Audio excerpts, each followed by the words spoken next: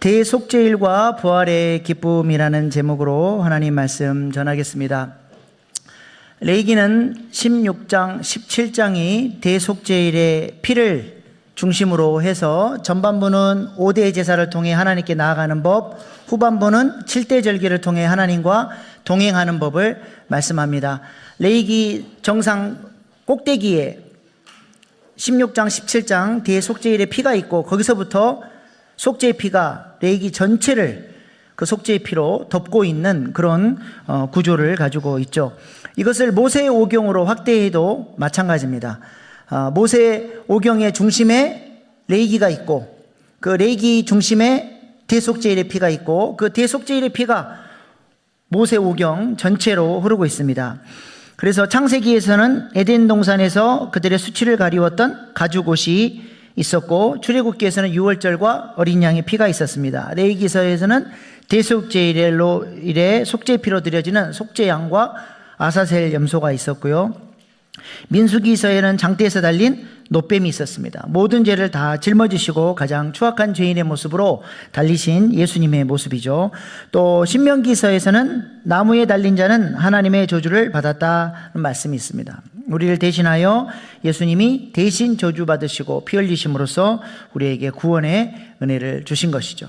그래서 모세 오경의 핵심이 레위기서고 레위기서의 핵심이 대속죄일의 피입니다. 그래서 오늘 우리가 읽은 본문 말씀은 레위기의 핵심 중에 핵심이라고 할 수 있습니다. 대속죄일은 종교력으로 7월 10일인데 유대인들에게는 이날이 바로 새해의 첫날이 됩니다. 이날만 유일하게 1년 중 딱 하루 대제사장이 지성소로 들어가서 이스라엘 백성들의 모든 죄를 용서받는 날이 바로 대속죄일이죠. 1년에 하루 딱 한 번, 1년 중 하루만 지성소로 들어가는데 이 대속죄일 날 대제사장은 지성소로 몇 번 들어갈까요? 총 3번에 걸쳐서 지성소로 들어갑니다. 먼저 대제사장이 첫 번째로 들어가서 할 일은 향을 피우는 일입니다. 레위기 16장 12절로 13절 말씀입니다. 시작. 향로를 가져다가 여호와 앞 제단 위에서 피운 불을 그것에 채우고 또 곱게 간 향기로운 향을 2손에 채워 가지고 휘장 안에 들어가서 여호와 앞에서 분향하여 향연으로 증거계 위 속죄소를 가리게 할지니 그리하면 그가 죽지 아니할 것이며. 아멘. 분향단에서 향연을 올려드릴 뿐만 아니라 손에 향로를 가지고 들어가서 향을 계속해서 유향의 향기를 올려드리죠. 대제사장이라고 할지라도 지성소의 하나님의 영광을 직접 목도하면 죽습니다. 그래서 속죄소를 바라보지 않고 조심스럽게 들어가서 향연으로 대제사장의 시야를 희미하게 이렇게 가리는 것입니다. 이토록 하나님의 영광은 위대하시죠. 그래서 대제사장이 하나님의 말씀대로 겸손하게 하나님을 잘 섬겨야 지성소 안으로 들어가서 이스라엘 백성들의 죄를 속죄할 뿐만 아니라 하나님의 용서를 받고 살아서 나올 수 있는 것입니다. 그래서 두 번째로는 대제사장이 향로에 향을 피우고 그 다음에 숫송아지의 피를 가지고 속죄소에 뿌리게 되죠. 레위기 16장 14절입니다. 시작. 그는 또 숫송아지의 피를 가져다가 손가락으로 속죄소 동쪽에 뿌리고 또 손가락으로 그 피를 속죄소 앞에 7번 뿌릴 것이며. 아멘. 아멘. 저 숫송아지 피는 누구의 죄를 위한 것입니까? 대제사장의 죄를 위해서. 대제사장도 죄인이기 때문에 이스라엘 백성들의 죄를 속하는 대행자가 되기 전에 먼저 본인이 예배를 통해서 자신의 죄 문제를 해결받아야 돼요. 그래서 그 숫송아지 피를 가지고 지성소로 들어가서 동쪽에 뿌리고 속죄소에 7번 뿌려서 자신의 죄가 용서받고 하나님의 영광이, 용서의 영광이 임할 수 있도록 그렇게 하는 것입니다. 그리고 마지막 세 번째로 대제사장은 속죄소에 이스라엘 백성들의 죄 문제를 해결하기 위해서 염소의 피를 가지고 나아갑니다. 레위기 16장 15절입니다. 시작.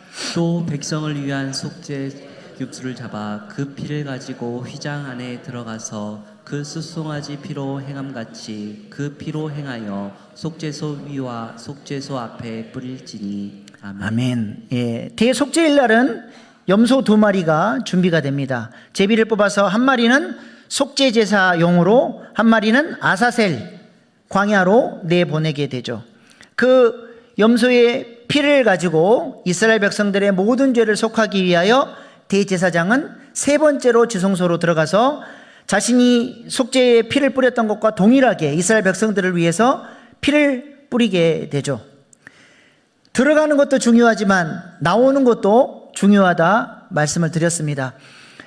속죄의 피를 가지고 주님 앞에 나아가서 주님께서 용서해 주시면 그 지성소의 영광을 머금은 환한 미소를 가지고 대제사장이 밖으로 나와 이제 하나님께서 우리의 모든 죄를 용서해 주셨다라고 선포할 때 이스라엘 백성들은 크게 환호하면서 새해를 하나님의 은혜와 주님이 주시는 소망 가운데 시작하게 되는 것입니다.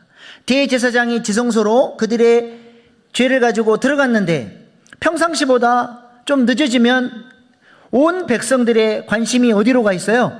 휘종소, 지성소, 성소의 휘장, 거기에 제사장이 나오기를 오매물만 기다리는 거예요. 왜 안 나올까? 그런데 잠시 기다렸더니 대제사장이 영광을 머금은 그 환한 빛나는 얼굴을 가지고 휘장을 젖히고 나올 때 이스라엘 백성들은 하나님께서 우리의 죄를 용납해 주셨고 우리를 용서하여 주셨고 하나님이 우리 백성의 왕으로서 우리를 통치하신다는 사실 때문에 대제사장의 얼굴만 봐도 어때요? 와, 환호성을 지르며 기뻐하는 것입니다. 이렇게 대제사장이 지성소로 들어가고 나오는 것을 히브리서 기자는 우리 예수님께서 우리를 위해서 십자가에서 죽으시고 나오셔서 부활의 영광으로 우리에게 의롭다 인정해 주시는 놀라운 은혜라고 하는 사실을 가르쳐 줍니다. 히브리서 9장 11절 12절 말씀 보십시다. 시작. 그리스도께서는 장래의 좋은 일의 대제사장으로 오사 손으로 짓지 아니한 것 곧 이 창조에 속하지 아니한 더 크고 온전한 장막으로 말미암아 염소와 송아지의 피로 하지 아니하고 오직 자기의 피로 영원한 속죄를 이루사 단번에 성소에 들어가셨느니라. 아멘. 예수님은 아주 독특한 대제사장이시죠. 대제사장이면서 동시에 희생 제물이 되셨습니다. 인간 대제사장은 죄인이기 때문에 하나님 앞에 향연도 올려드려야 되고 자신의 죄를 속하기 위해서 2번째로 들어가서 숫송아지 피를 뿌려야 되는데 우리 예수님은 죄가 없으시고 하나님이시기 때문에 향연도 필요 없고 자신의 죄 문제를 해결할 속죄 피도 필요가 없어요. 그래서 히브리서 기자가 뭐라 그래요? 단번에 성소에 들어가셨대요. 인간 대제사장은 3번 들어가지만 하나님은 한 번에 우리 죄 문제만 가지고 들어가셔서 우리 죄의 문제를 위해서 피 흘려 죽으신 것이죠. 인간 대제사장은 염소의 피를 가지고 가지만 우리 예수님은 누구의 피를 가지고 가세요? 본인의 피. 본인이 대제사장이면서 동시에 희생의 피가 되셔서 자신의 피를 가지고 십자가의 죽으심을 통해서 우리의 죄 문제를 가지고 지성소로 들어가신 것이죠.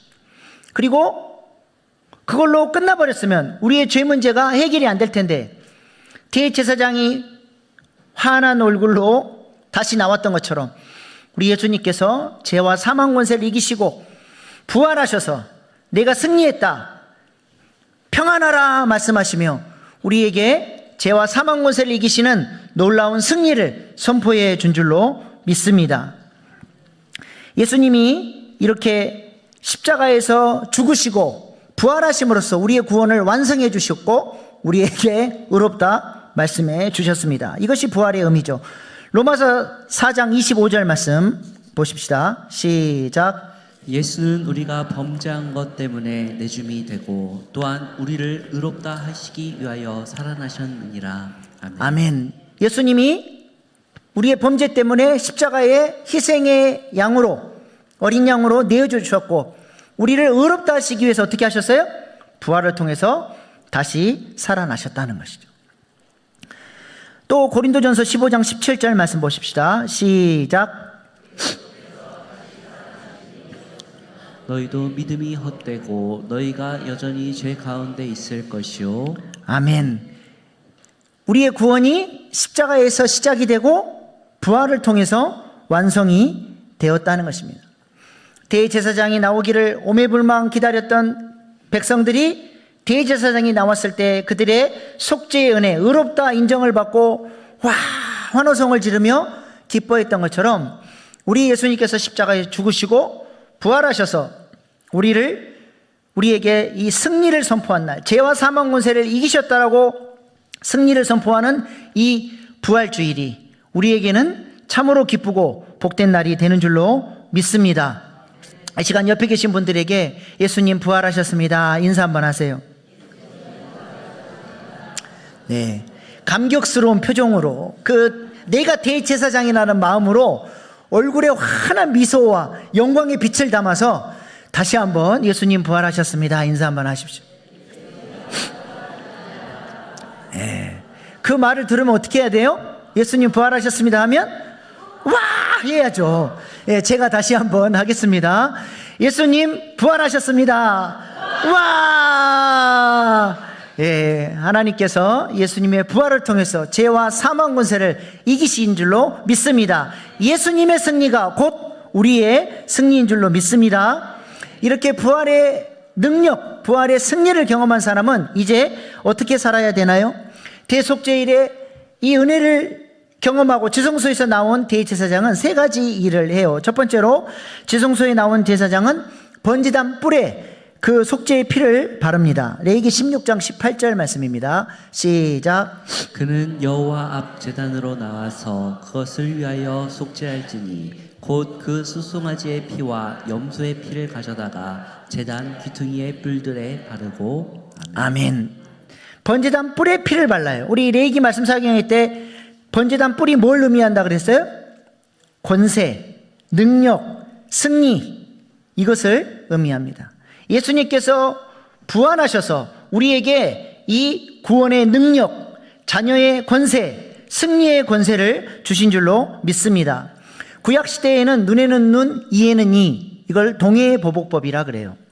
내가 누군가를 죽이면 나도 죽어야 돼요. 근데 내가 실수로 죽였는데 원수들이, 그 유족들이 이제 나를 죽이려고 쫓아와요. 그럼 어떻게 해야 됩니까? 살아날 수 있는 방법은 빨리 성소로 달려가서 구원의 뿔을 붙잡으면 원수들이 나를 끌어내서 죽이지를 못해요. 열왕기상 1장에 보면 솔로몬을 대적하며 왕이 되려고 했다가 이제 솔로몬에게 죽을 위기에 처한 아도니아가 빨리 도망쳐서 성소의 번제단 뿔을 붙잡았더니 솔로몬이 살려주지 않습니까?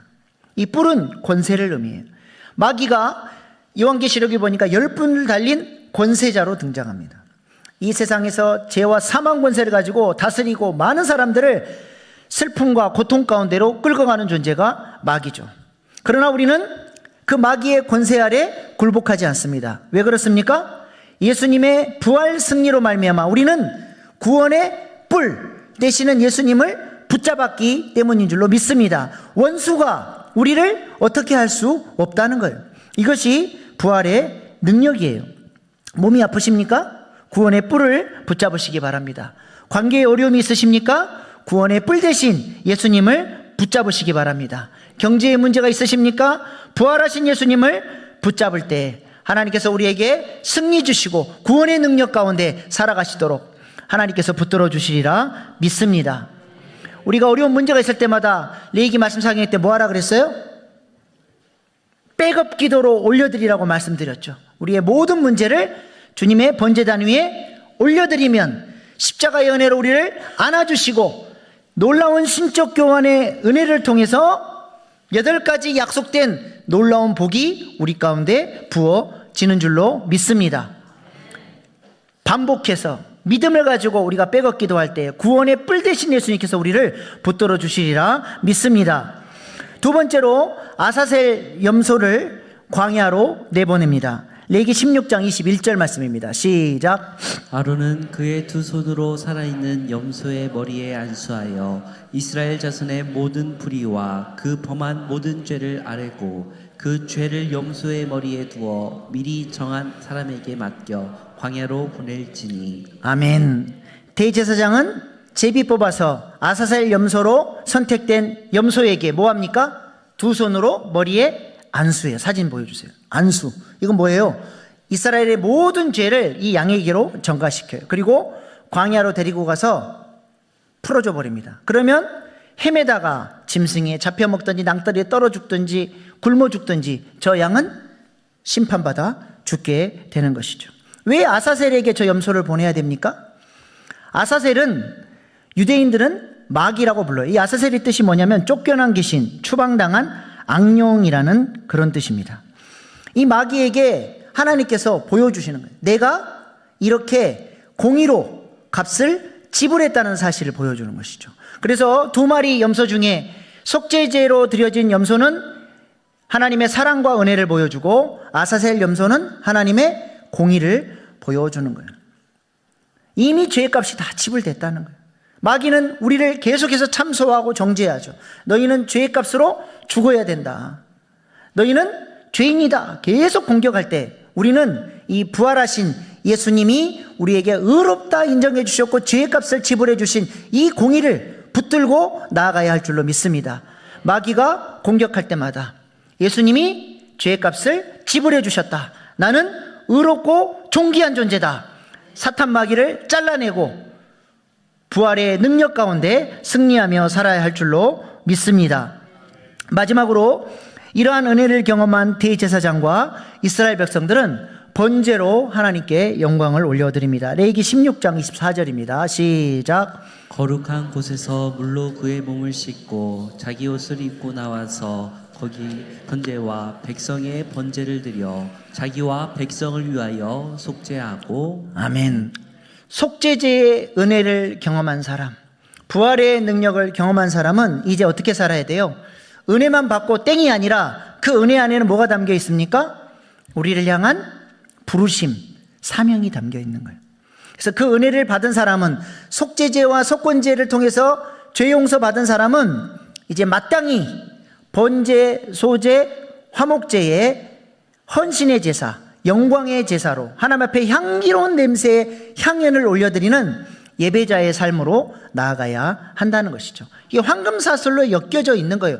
용서받는 것과 헌신의 삶이 따로 분리되지 않습니다.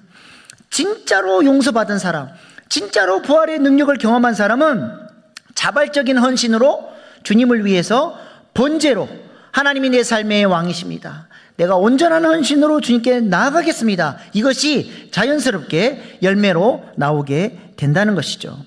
주님이 나를 위해서 찢기시고 피 흘리셨던 것처럼 이제 나도 주님의 남은 고난에 동참하는 헌신자가 되겠습니다라고 헌신하게 된다는 것이죠. 그래서 히브리서 기자는 우리에게 이렇게 도전합니다. 히브리서 13장 11절 13절 시작. 이는 죄를 위한 짐승의 피는 대제사장이 가지고 성소에 들어가고 그 육체는 영문 밖에서 불사름이라. 그러므로 예수도 자기 피로써 백성을 거룩하게 하려고 성문 밖에서 고난을 받으셨느니라. 그런즉 우리도 그의 치욕을 짊어지고 영문 밖으로 그에게 나아가자. 아멘. 예수님의 십자가의 은혜와 부활의 능력을 경험한 사람은 이제 예수님이 우리를 위해서 그렇게 영문 밖으로 나가 고난당하시고 수치당하셨던 것처럼 우리도 주님 가신 그 길을 따라 남은 고난에 동참하고 하나님 나라의 동역자로 살아가야 함을 말씀하고 있습니다. 하나님이 은혜 베풀어 주시고 우리를 보실 때에 너 나 닮았다. 하나님이 영광 받으시는 삶을 살아야 한다는 것입니다. 미켈란젤로가 피에타 상을 조각했죠. 아주 유명한 상입니다. 근데 저렇게 아름답게 조각했어도 좀 아쉬워요. 저 마리아 보세요. 얼마나 미인입니까? 피에타가 그 슬픔, 고난 이걸 상징하는데 얼굴에 그렇게 슬픈 기색이 잘 안 보여요. 누가 주인공이냐? 마리아가 주인공이냐? 예수님이 주인공이냐? 하는 비판이 많은 것도 사실입니다. 아마 미켈란젤로 시대 때도 그런 비판이 있었던 것 같아요. 미켈란젤로가 저 피에타 상에 대해서 뭐라고 얘기했냐면 나는 이 상을 사람들 보라고 만든 게 아니라 하나님 보라고 조각했다. 그래서 피에타 상의 진짜 가치는 위에서 내려다봐야 진짜 가치를 알 수 있어요. 보세요. 위에서 내려다보니까 완전히 관점이 달라지죠. 예수님의 순환당하심, 고난당하심이 집중적으로 조명이 되고 있습니다. 하나님께서 아들을 보시면서 그 아들의 순종과 헌신에 대한 하나님의 이 감동을 위해서 미켈란젤로가 저렇게 조각을 했다는 거예요. 누가 보실 때 아름다운 삶이냐? 세상 사람들이 볼 때 우리를 별 볼 일 없는 사람이라고 볼지라도 우리가 주님께서 주신 은혜, 그 십자가의 은혜와 부활의 능력을 가지고 주를 위해서 이름도 없이 빛도 없이 섬길 때 누가 그 모습을 보고 계셔요? 하나님이 보시고 가장 아름답게 우리의 삶을 통하여 영광받게 되리라 믿습니다. 하나님께서 우리를 왕같은 제사장으로 불러주셨어요. 그 엄청난 인생을 치르시고 우리를 사명자로 불러주셨는데 우리는 지금 어떻게 살고 있습니까? 구원의 뿔 대신 예수님을 붙잡고 승리하고 있습니까? 그 고난 가운데, 은혜 가운데 담겨진 그 사명을 깨닫고 주를 위해서, 하나님 나라를 위해서 살고 계십니까?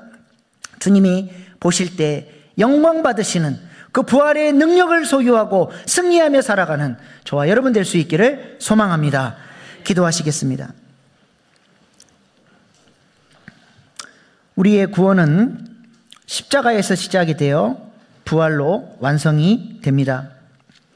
대제사장이시며 동시에 희생제물 되신 예수님께서 우리의 의로움을 위해 십자가에서 죽으시고 부활하셨습니다. 부활의 은혜를 받은 우리는 이제 하나님의 자녀의 권세를 가지고 승리하고 영광을 머금은 제사장으로 하나님의 얼굴로 복음을 전하며 살아가야 합니다. 주님 가신 그 길을 따라 우리도 영문 밖으로 나아가 헌신하며 살아가는 왕같은 제사장 되게 해달라고 이 시간 주신 말씀 붙들고 결단의 기도로 주여 3번 부르고 나아가시겠습니다. 주여 주여 주여